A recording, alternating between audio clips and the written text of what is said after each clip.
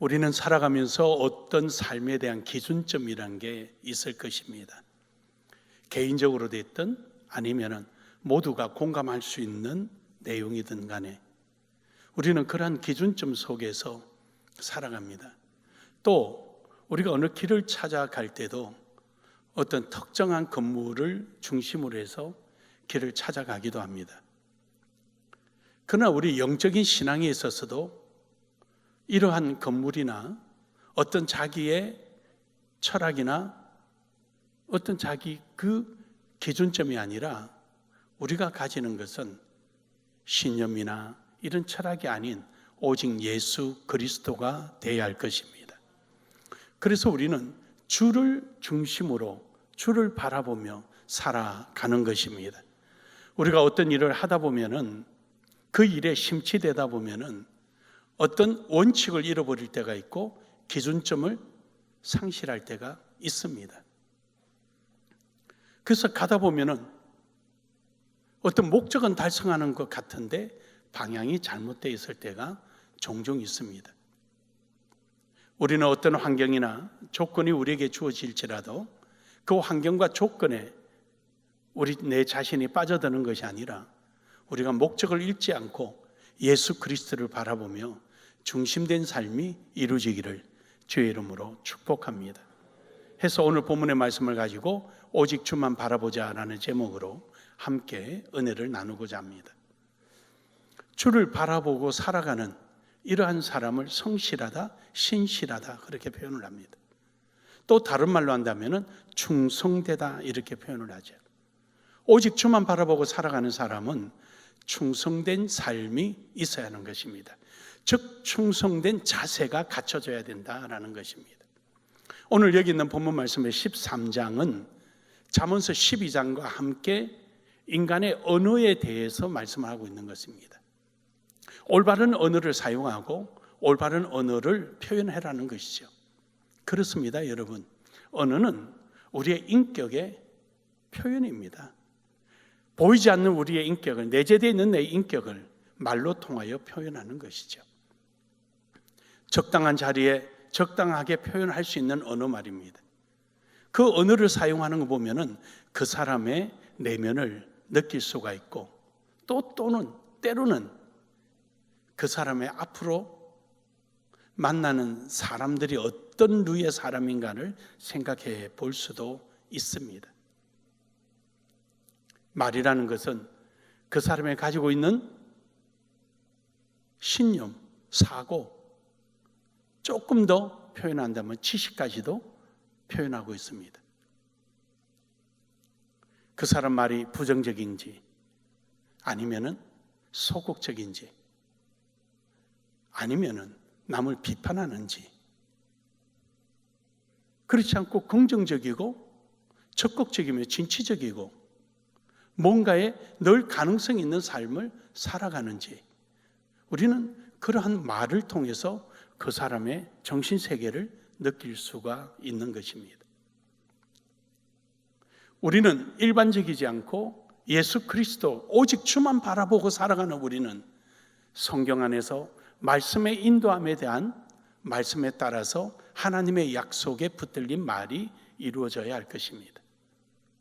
말씀을 인정하면서도 자기 자신이 인정하지 못하는 사람, 이를테면은 하나님 말씀 맞긴 맞는데 그렇지만 환경과 조건이 이러니 안 된다라고 말을 하는 사람들. 여러분 이거 아십니까?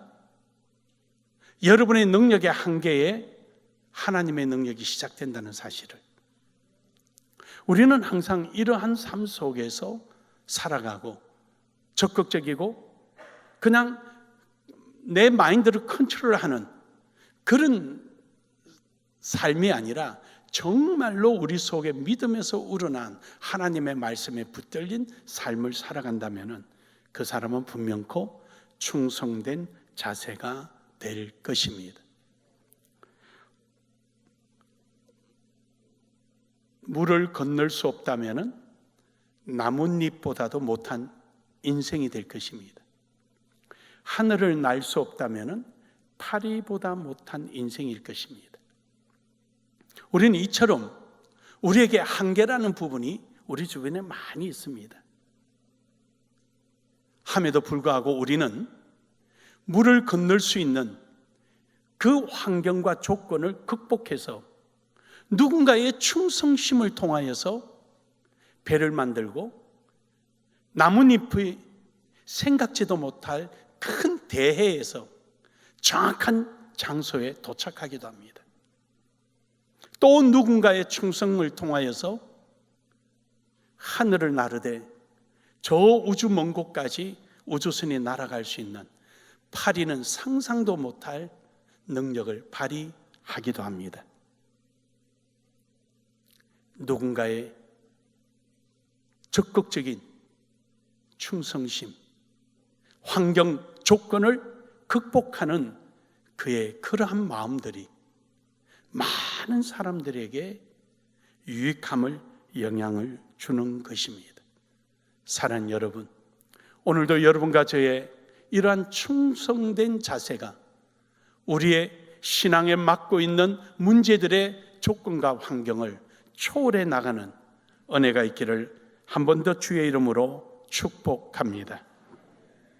오늘 본문 말씀 13장 17절에 보면은 악한 사자는 재앙에 빠져도 충성된 사신은 양약이 되느니라 라고 말씀하십니다. 악한 사자, 즉 오늘로 말하면 외교관을 말하는 것입니다. 외교관이 그 나라의 유익을 위해서, 국익을 위하여 다른 나라에 사신으로 갑니다. 근데 그 사신으로 가는데 그 상대국이 적국이에요. 어떤 적국이냐? 어떤 꼬투리를 잡아서 힘으로 자기 나라를 넘어뜨리려고 하는 이러한 이유를 갖고 있었습니다. 그때 사신을 보냈습니다. 근데 이 사신이 가가지고 자국의 이익을 말하지 않고 자국의 불평, 불만 어쩌고 하면서 그들에게 공격할 힘의 무력을 사용할 수 있는 빌미를 제공해 줍니다. 그 당시에는 자기 자신이 좀 편할는지 모르지만 얼마 가지 않아서 그는 버림을 받을 것입니다. 그러나 어떤 사자는 자국의 유익을 위하여 잘 이야기하고 설명을 함으로 인해서 도리어 그것이 자국의 위험을 제거할 뿐만 아니라 유익이 되는 역사가 일어나는 것입니다. 우리나라에도 이런 예가 있었습니다. 제가 정확하게 어느 때인가는 모르는데 돌고리 아주 그 힘을 잔뜩 가지고 있을 때 우리나라 고려가 중국에 속박돼 버렸습니다. 대조영 시대죠. 그러다가 겨우 나라가 이제 좀 안정을 취해 가려고 할 때 돌궐에서 말을 가져오라고 요구합니다. 말, 금, 쌀. 그러니까 이제 고려가 큰일 난 겁니다. 그래서 사신을 보냅니다. 그 사신이 가서 우리 조선에, 우리 고려에는 좋은 말이 없다. 산이 많아서. 그러나 당신의 나라에는 명마가 많이 있지 않느냐. 그 중에 종말을 좀 달라. 그러면 우리나라에 제주도라는 곳이 있는데 거기는 넓어서 풀도 많고 말이 자라기가 너무 좋다. 거기서 우리가 열심히 키워서 당신네들에게 말을 제공해 주겠다. 그렇게 해서 제주도가 말의 고장이 된 겁니다. 그때부터 말을 키우기 시작한 거죠. 그렇습니다, 여러분. 오늘 우리가 하나님 앞에 어떻게 충성된 사람이냐? 나라를 이용해서 자기의 일시적인 안녕을 구하는 사람이냐? 아니면 자기 자신의 모든 기득권을 내려놓고 포기하면서 자기 나라를 구하고자 하는 헌신적인 사람이냐? 거기에 따라서 달라진다는 겁니다.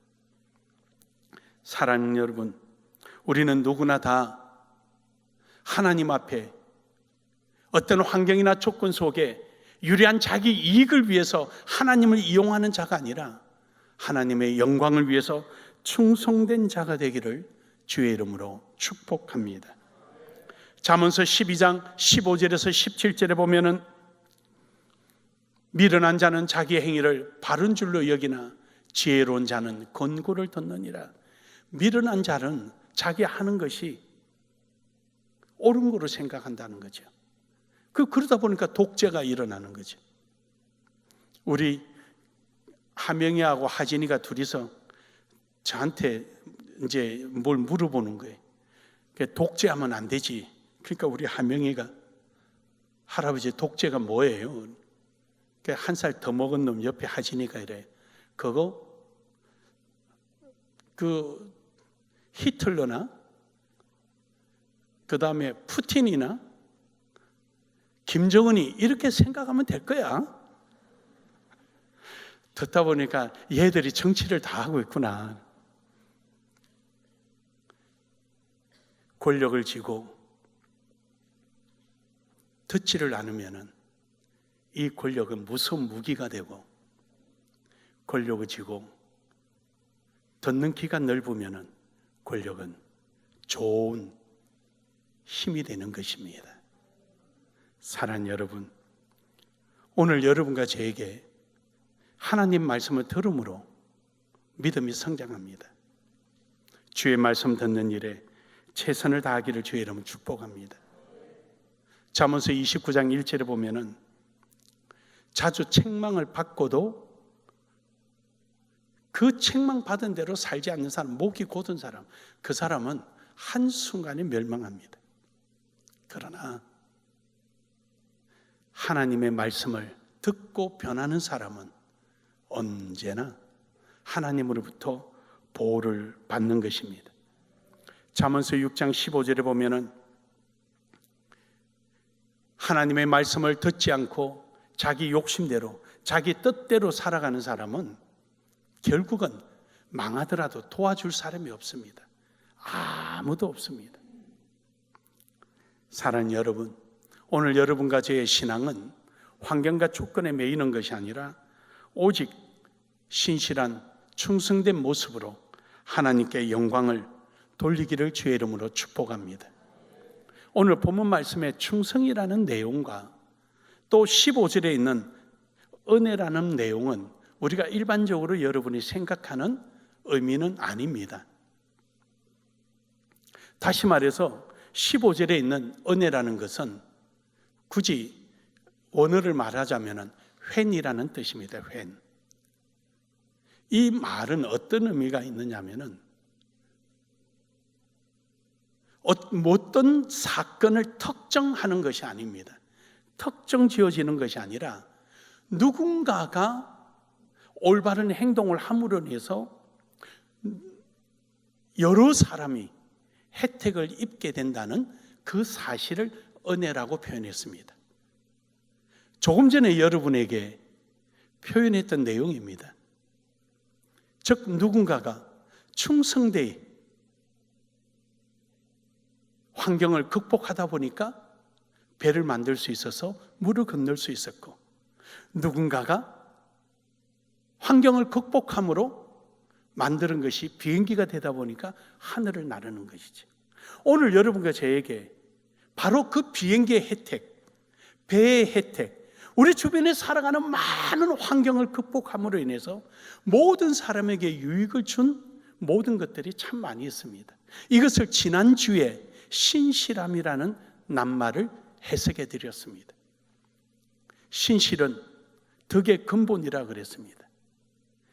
지난주에 말씀드린 내용을 그대로 한 번 더 여러분이 말씀드리면, 덕이라는 것은 한 꽃으로 본다면 꽃의 한 송이가 덕입니다. 한 줄기가 피어나서 그 오랜 시간을 거치면서 때가 되어서 꽃을 활짝 피워내는, 바로 그것을 덕이라고 그럽니다. 그러나 신실이라는 것, 즉 성실은 봄바람과 같아서 따뜻한 봄바람을 불므로 모든 꽃들이 활짝 피게 만드는 것입니다. 이것을 오늘 본문에서 충성이라 그러고 활짝 피어진 것을 은혜라고 말하는 것입니다. 다시 말하면 봄바람을 충성이라면 꽃이 활짝 피운 것을 은혜라는 뜻입니다. 그렇습니다, 여러분. 오늘 여러분과 제가 주만 바라보고 오직 충성스러운 자세로 신앙의 삶을 살아갈 때 여러분 때문에 주변이 편안해지고 여러분 때문에 많은 사람들이 올바른 신앙으로 발전해 나갈 수가 있는 것입니다. 이것을 우리 교회 설립 말씀으로 인용한다면 세상의 소금과 빛의 역할을 함으로 말미암아 다른 사람에게 도전을 주고 변화를 준다는 것입니다. 사랑하는 여러분, 이러한 우리의 충성된 자세 여러분 속에 있기를 주의 이름으로 축복합니다. 잠언서 4장 13절에서 14절에 보면은 훈계를 굳게 잡아 놓치지 말고 지키라. 이것이 내 생명이니라. 그럼요, 우리는 하나님의 훈계를 굳게 잡고 지키고 나아갈 때 바로 그 길을 통하여 우리는 환경과 조건을 초월할 수가 있는 것입니다. 잠언서 12장 22절에 보면은 그것을 거짓 입술은 여호와께 미움을 받아도 진실하게 행하는 자는 그의 기뻐하심을 받느니라. 저기서 거짓 입술이라는 것은 무슨 뜻이냐 그러면은 자기 자신을 위해서 살아가는 삶을 말합니다. 자기 자신을 위해서 말을 하는 것을 말한다 이 말이에요. 그런 사람은 하나님으로부터 미움받습니다. 버림받지요. 그러나 진실하게 행하는 자는 그의 기뻐하심을 받느니라. 환경과 조건이 자기에게 불리하고 어렵고 힘들지라도 그러나 끝까지 자기가 가야 할 목표를 향하여 잃지 않고 최선을 다할 때 하나님은 그를 기뻐한다는 것입니다. 저는 목회하면서 헌금 설교를 하지 않습니다. 근데 지지난주에 에둘러서 한번 했습니다. 24억에 계약을 했던 필리핀의 공사가 코로나로 인하여 2.5배가 늘어나서 엄청 들어가는 겁니다. 건축비만 들어가는 게 아니라 그 안에 책상, 침대, 학교인데 얼마나 많이 들어가겠습니까? 에어컨부터 시작해서 그래서 2억이 부족해서 2억 부족하다고 말했습니다. 그랬더니 한 주간에 1,600 얼마가 들어왔습니다. 1,600 얼마를 치고 여기까지입니다 하나님 했더니 또 어느 분이 또 늘 그렇게 희생하니까 또 희생해서 1억을 만들어서 보냈습니다. 이제 1억 남았습니다. 다음 주 내가 필리핀 갈 건데 그 공항에서 만나는 사람이 빚쟁이가 아니기를 바랍니다.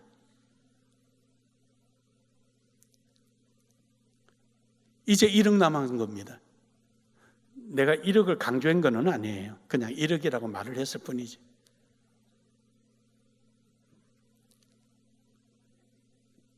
하나님께 정말로 내 마음을 다하고 주의 뜻을 다할 때 하나님이 책임지십니다.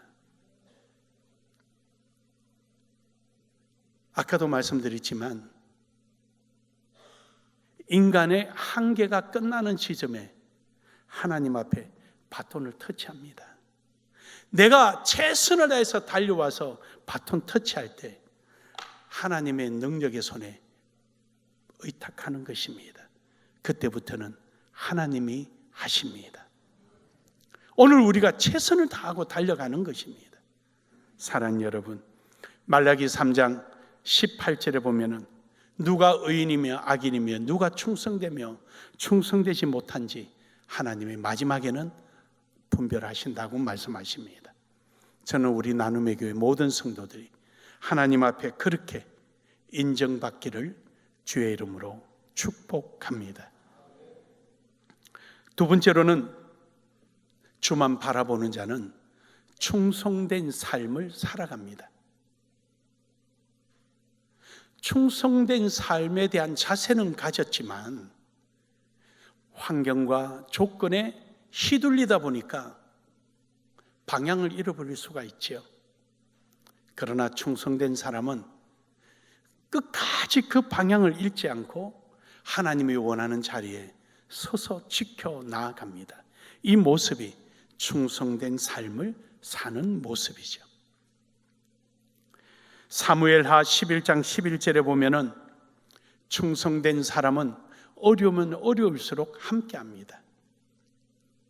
우리아라는 충성된 군사가 있었습니다. 그가 전쟁터 나간 사이에 다윗이 그 성벽 밖에 있는 바세바라는 여인을 보고 그를 범하게 됩니다. 그 바세바가 임신을 하자 이제 다윗이 급한 마음에 우리아를 불러들이고 우리아를 바세바와 동침하도록 집에 가서 휴가를 보내줍니다. 근데 우리아는 충성심에 의해서 이렇게 고백합니다. 왕이여, 지금 전시 중인데 어찌 나 혼자 가서 편안히 집에 자겠습니까? 아닙니다. 나는 병사들과 함께 여기서 야전에서 잠을 자겠습니다. 여러분, 충성스러운 사람은 어려우면 어려울수록, 환경이 힘들면 힘들수록 마음을 같이하고 뜻을 같이합니다. 나 하나 살자고 피하거나 도망가지 않습니다. 물론 우리 교회는 그런 일도 없었고 그럴 일도 없겠지만 하나님께서 우리에게 그 환경과 조건에 의하여 피하고 도망가는 자가 아니라 그것을 이겨내고 극복하는 자를 하나님은 충성되다 말씀하십니다. 빌립보서 4장 11절에서 12절에 보면은 사도 바울은 부하게도 있어봤고 가난하게도 있어봤지만 그는 오직 주만 바라보며 복음 전파하는 충성된 일을 포기하지 않았습니다. 그 환경과 조건을 극복했습니다. 많이 있다고 해서 나태하지 않았고 없다고 해서 비굴하지 않았습니다. 그는 항상 그 모습 그대로 주만 바라보며 충성된 삶을 살았습니다. 역대하 31장 21절에 보면은 한결같은 마음입니다. 언제나 행하는 일이 하나님을 전해서 수정되는 일이나 율법이나 계명이나 그의 하나님을 찾고 한 마음으로 행하여 형통하였더라. 가지고 있는 그 충성에 대한 자세나 충성에 대한 삶이나 한결같으니까 하나님이 믿고 그에게 맡기니까 형통할 수밖에 더 있겠습니까? 열왕기하 22장 2절에 요시야 역시 여호와 보시기에 정직히 행하여 그의 조상 다윗의 모든 길을 행하고, 그렇습니다. 히스기야는 왕이 되어서 선왕 중에 다윗의 행한 일들을 그것을 기준으로 삼고 그 다윗의 행한 길을 눈에 떼지 않고 그대로 행했더니 하나님 앞에 인정받았습니다. 오늘 여러분과 저는 오직 주만 바라보며 나아가기를 주의 이름으로 축복합니다. 마지막 세 번째로 주만 바라보는 사람에게는 하나님의 약속이 있습니다. 즉 충성된 자에게는 약속이 있는 거죠. 사무엘상 26장 23절에 보면은 하나님께서 갚아주신다. 여호와께서 사람에게 그의 공의와 신실을 따라 갚으시리니. 어떻게 행하느냐, 어떻게 살아가느냐, 어떤 모습이냐, 그게 따라서 하나님은 갚아주시는 거예요. 당연히 갚아주시죠. 잠언서 28장 20절에 보면은 복이 많아진다는 것이, 즉 충성된 자는 복이 많아도 속히 부하고자 하는 자는 형벌을 면치 못하리라. 속히 부하고자 하는 사람이 어떤 사람입니까? 환경과 조건에 타협해서 온갖 겁모술수를 다 쓰며 자기 이익에만 집착하는 사람, 그 사람 망한다는 거예요. 지금 잠깐 뭐가 있는 것처럼 보이지만 그러나 끝은 분명하다는 것입니다. 하나님이 죽으셨습니까? 아니죠. 살아 계십니다.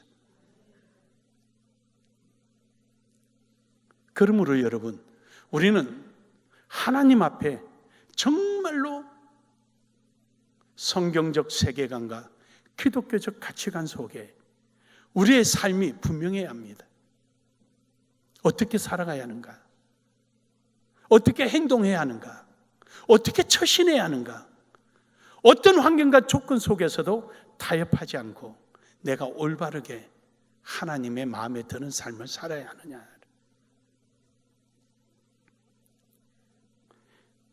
결론적으로 여러분, 요한계시록 3장 10절에 보면은 내가 나의 인내와 말씀을 지켰은즉 내가 또한 너를 지켜 시험의 때를 면하게 하리니 이는 장차 온 세상에 임하여 땅에 거하는 자들을 시험할 때라.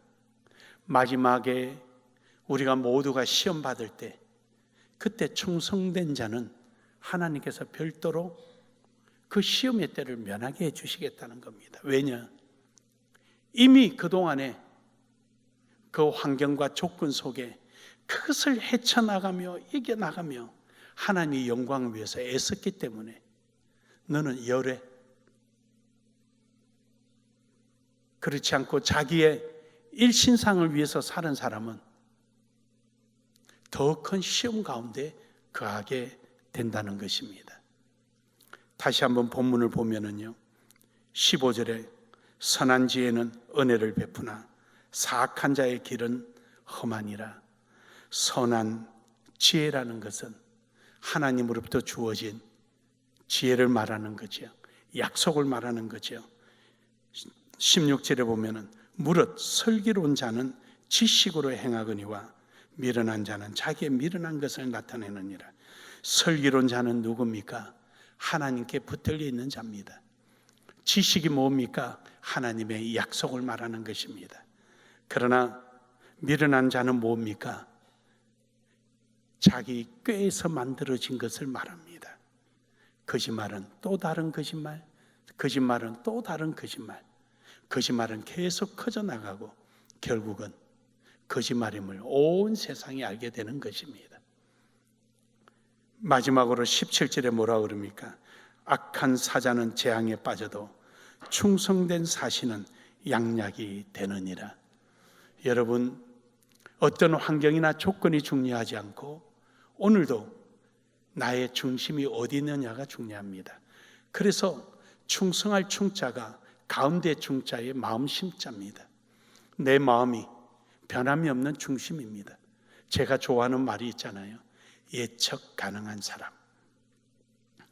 신앙인이든 사회인이든 예측 가능한 사람. 이 예측 가능하지 못한 사람은 사회를 혼란하게 만듭니다. 법관은 우리 모두가 약속한 법을 통하여 판단을 해야 할 것이며, 경찰관은 국민이 주어지고 동의해준 범위 내에서 그의 역할을 감당해야 할 것이며, 공무원은 공무원에게 정해준 규칙과 법률에 의하여 모두가 알고 예측할 수 있는 집행을 할 때 비로소 국민의 안녕은 가져올 것입니다.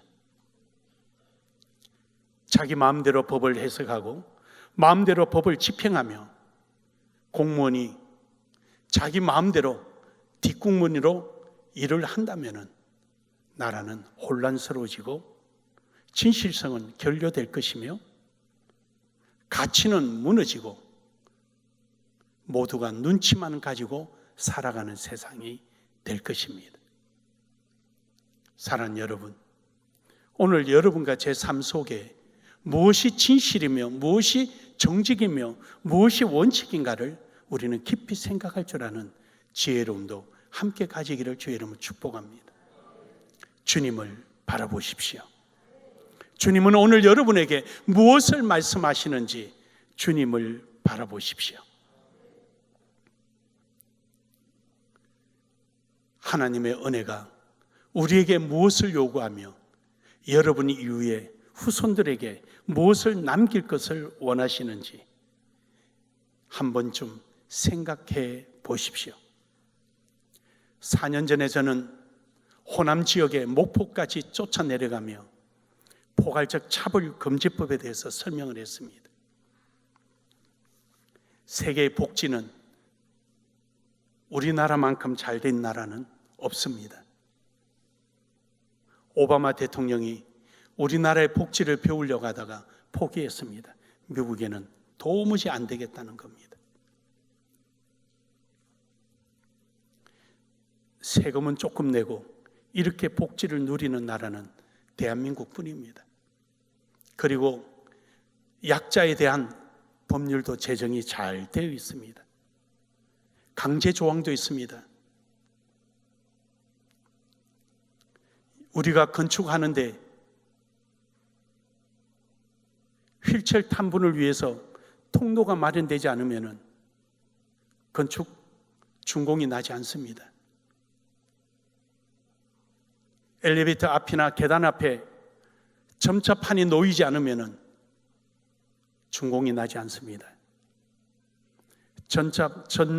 점자판이 놓였느냐 놓이지 않았느냐 준공 검사를 시청 직원이 하는 것이 아니라 시로부터 위임받은 장애인 협회에서 검사를 합니다. 세계 어느 나라에 이런 나라가 있습니까? 공무원이 아니라 시로부터 위임받은 장애인 협회에서 검사를 한다 이 말입니다. 이런 나라가 어느 나라에 있습니까? 이게 대한민국입니다. 한데 왜 포괄적 차별금지법이 또 필요합니까? 약자의 보호가 필요하다면,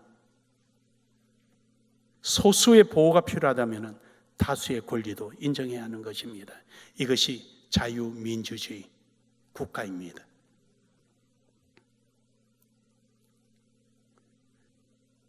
그런데 목사가 동성애자를 교인으로 받아주지 않으면 차별금지법에 의해서 구속됩니다. 이 법을 제정해야 되겠습니까? 신천지는 이단이다! 라고 말을 하면 타 종교를 폄하했다고 해서 차별금지법에 걸립니다. 이게 말이 됩니까?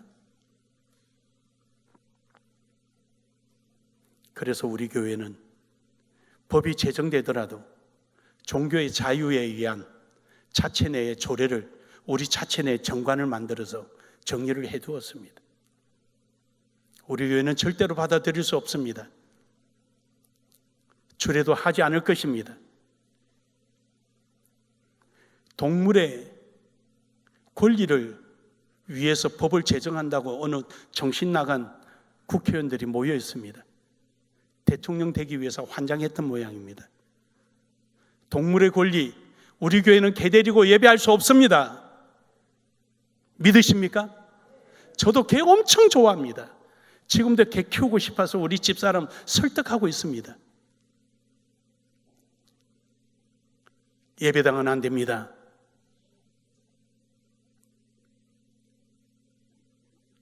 기독교의 가치를 여러분이 지키지 않으면 여러분도 역시 똑같은 사람이 될 수밖에 없습니다.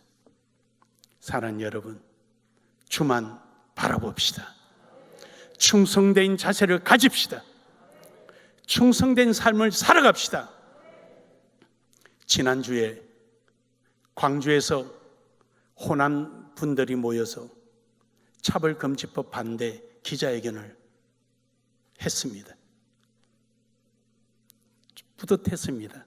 4년 만에 얻은 결실입니다. 사랑하는 여러분, 여러분과 제가 지키지 않으면 우리 교회는 무너집니다. 결코 공산주의를 받아들이거나 사회주의를 받아들이거나 지방 자치제에 의해서 교회가 허가제가 되어서도 안 됩니다. 허가제를 하려고 꿈틀거리고 있었습니다. 지난 정부에서 하려고 했다가 강한 기독교의 저항을 받았습니다. 또 허가제를 하려고 합니다. 오늘도 여러분과 저는 주만 바라보며 나아가기를 주의 이름으로 축복합니다. 축복합니다. 우리 한번 인사합시다. 주만 바라봅시다. 주만 바라봅시다.